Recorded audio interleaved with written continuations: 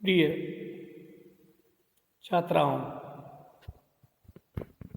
छात्र और मित्रों, मैं प्रोफेसर मदनलाल खत्री GTU बांसवाड़ा के द्वितीय वर्ष कला के हिंदी साहित्य के पाठ्यक्रम में संकलित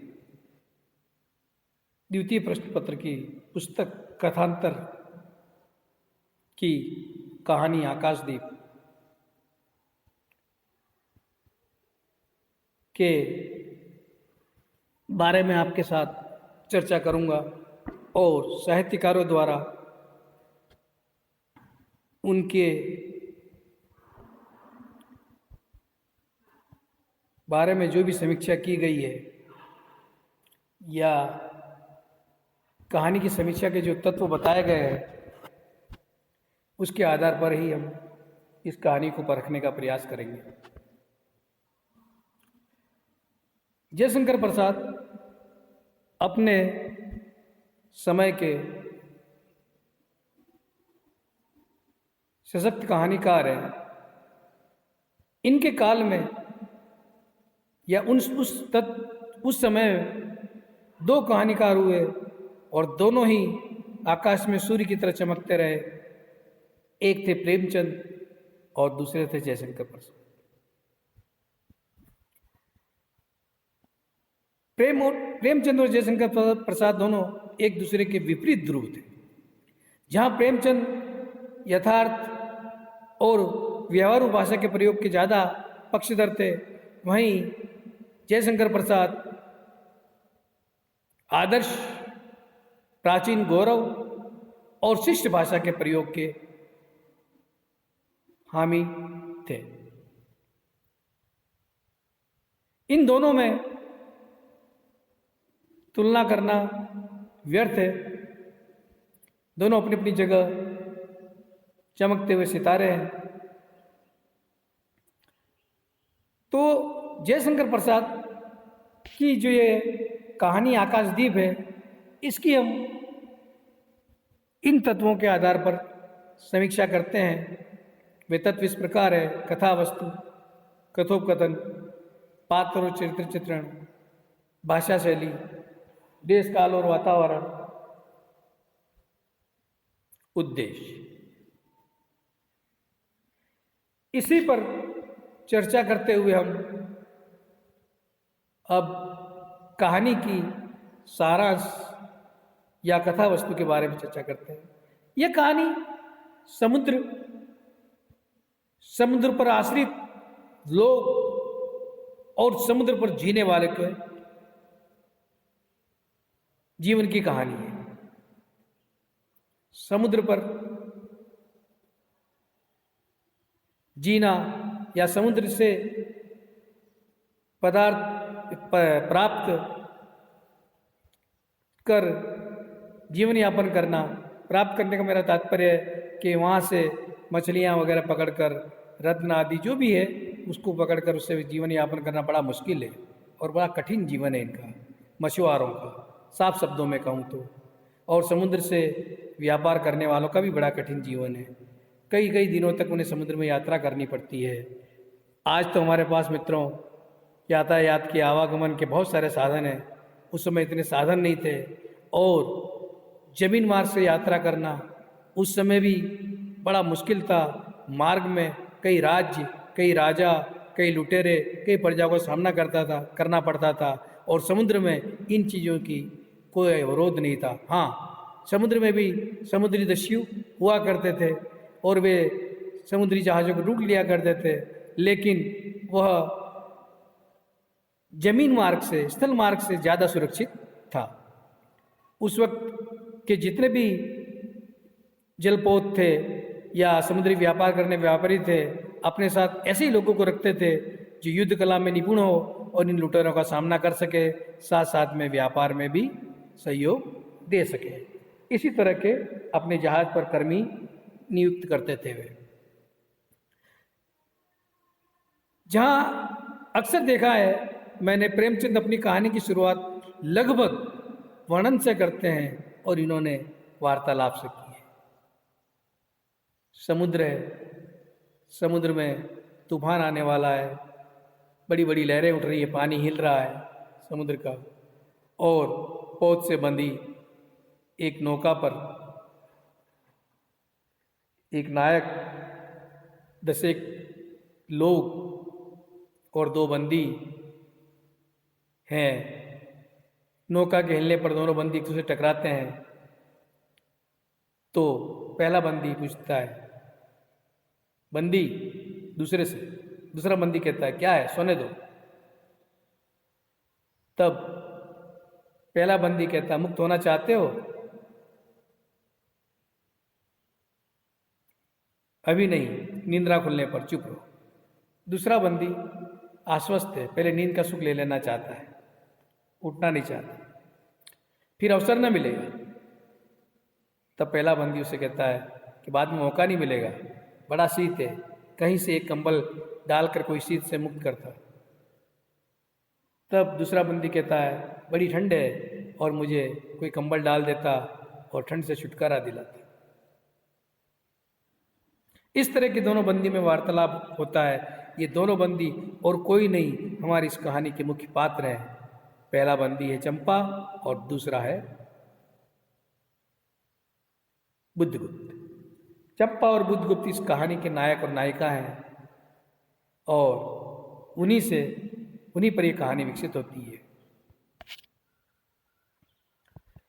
कहानी में एक पोत पर चंपा के पिता नौकरी करते थे और उस पोत के मालिक का नाम मणिभद्र था। मणिभद्र के यहाँ नौकरी करते करते काफ़ी समय बीत गया था। इसी दौरान चंपा अपनी माँ के साथ गंगा के तीर जाह्नवी के तट पर रहती थी, और उसकी माँ प्रतिदिन शाम को गंगा के किनारे एक दिया जला दिया करती थी। चंपा सोचती थी, पिता तो समुद्र में है और माँ गंगा के किनारे दिया जला रही है, किसे मार दिखा रही है, ये दिया किसे मार दिखाएगा।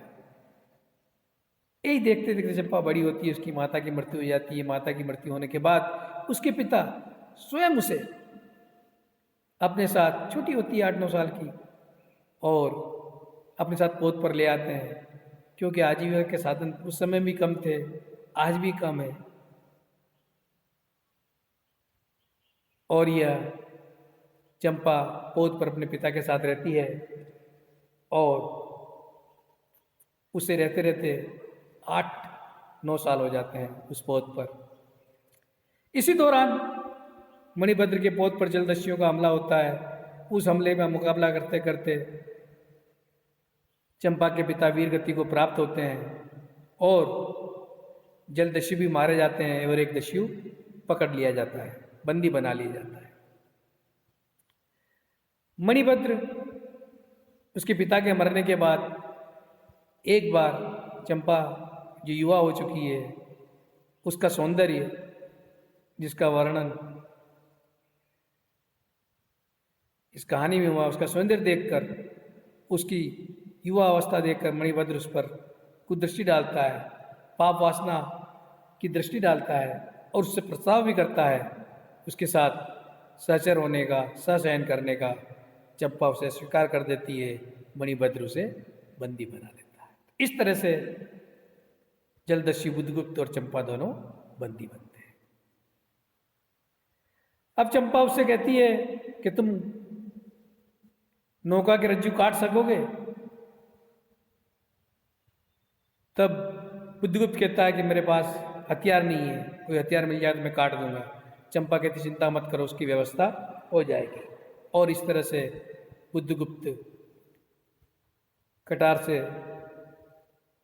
नौका के रज्जू काट लेता है। रज्जू मतलब रस्सी को कहते हैं। नौकाएं बड़े बड़े पोतों से बंधी होती थी, और वे दोनों मुक्त हो जाते, नौका मुक्त हो जाती है, और वे दोनों भी मुक्त हैं। रात का समय किसी को पता नहीं चलता। सुबह होते ही जब नायक देखता है कि बंदी मुक्त है, तब कहता है तुम मुक्त कैसे हुए? तब बुद्धगुप्त और दोनों में वार्तालाप होता है, और बुद्धगुप्त और उसके बीच में नौका के नायक के बीच में लड़ाई भी होती है। नौका का नायक अपनी कटार निकालने चाहता है, लेकिन चंपा तब तक उसकी कटार उसकी कमर से छीन लेती है, चुरा लेती है, चपट लेती है। और बुद्धगुप्त इधर कटार लेकर उसे ललकारता है दमन के लिए। बुद्धगुप्त की इशारा करने पर उसे कटार दे देती है। दोनों में लड़ाई होती है, नायक और बुद्धगुप्त में। बुद्धगुप्त नायक को पराजित करता है और उसे गिराकर उसके ऊपर कटार से वार करने वाला होता है। और नायक क्षमा मांगता है कि वरुण देव की सौगंध शपथ लेता हूँ मैं कभी विश्वासघात नहीं करूँगा, मैं आपका गुलाम हूँ, मुझे छोड़ दो। बुद्धगुप्त से छोड़ देता है और समुद्र में सफ़र करने वालों के लिए वरुण देव सबसे बड़े देवता हैं। बुद्धगुप्त पूछता है हम कहाँ हैं, तो नायक कहता है, उसी समय नायक कहता है इसका एक कोटेशन मैंने रख रखा है, उसे हम पढ़ लेते हैं। उसी समय नायक ने कहा हम लोग द्वीप के पास पहुंच गए हैं। बेला से नाव टकराई, चंपा ने कूद पड़ी, माझी भी उतरे। बुद्धगुप्त ने कहा जब इसका कोई नाम नहीं है तो हम लोग इसे चंपा द्वीप कहेंगे, और चंपा हंस पड़ी। इस तरह उस बाली द्वीप के पास, यहाँ सुमात्रा लिखा है, द्वीप बाली होना चाहिए, बाली द्वीप के पास के छोटे द्वीप को बुद्धगुप्त चंपा द्वीप नाम देता है। चंपा अपने बचपन को याद करती है, वही उसकी माँ के साथ किस तरह से वह दीप जलाती जाह्नवी के तट पर, और बुद्धगुप्त से के साथ रहते रहते मन ही मन वह उस पर धीरे धीरे उसकी तरफ आकर्षित होती है, उस पर उससे प्रेम करने लग जाती है। लेकिन उसके मन में एक दंश भी है कि उसके पिता का हत्यारा है वह बुद्धगुप्त ही है, क्योंकि बुद्धगुप्त उन जलदस्युओं में शामिल था जिनसे लड़ते लड़ते उसके पिता मारे गए। उसके मन में बुद्धगुप्त से बदला लेने की भावना, लेकिन बुद्धगुप्त शारीरिक बल में उससे ज़्यादा शक्तिशाली है, इसलिए वह अपने पास एक कटार रखती है, जब भी मौका मिलेगा बुद्धगुप्त से बदला लूंगी।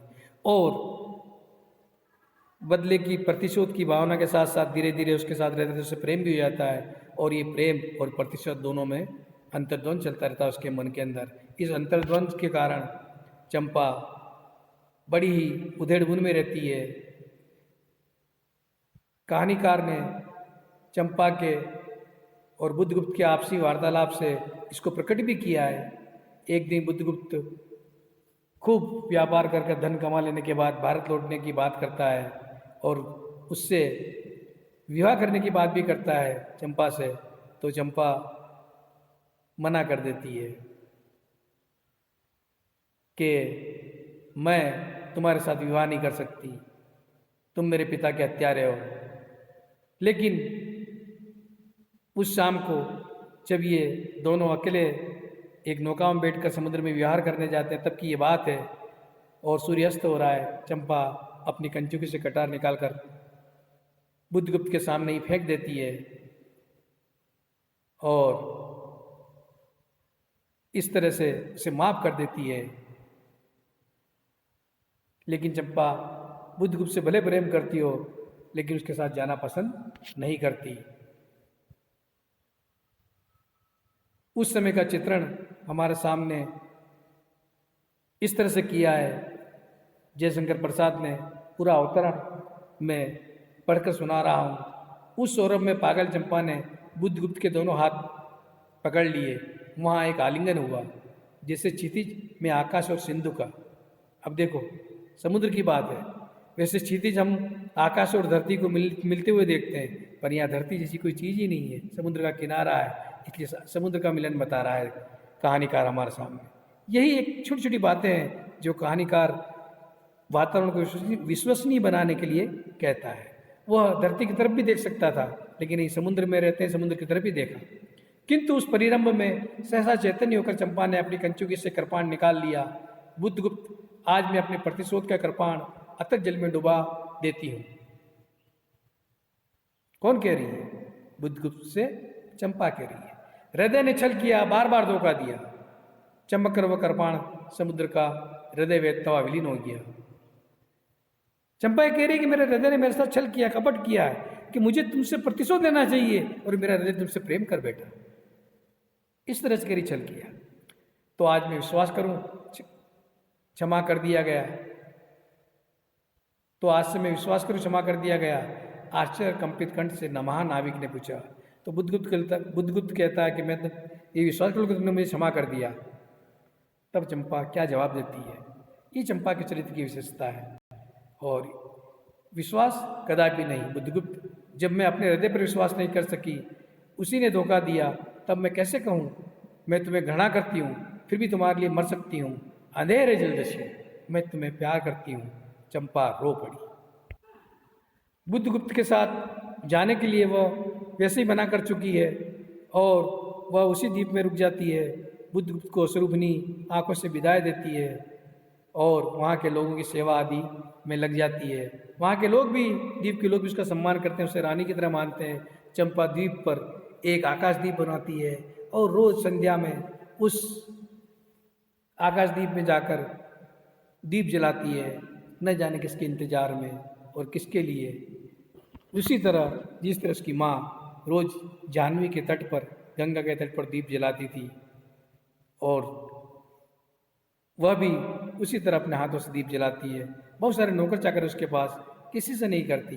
इस तरह से प्रसाद की इस कहानी का यहाँ अंत होता है।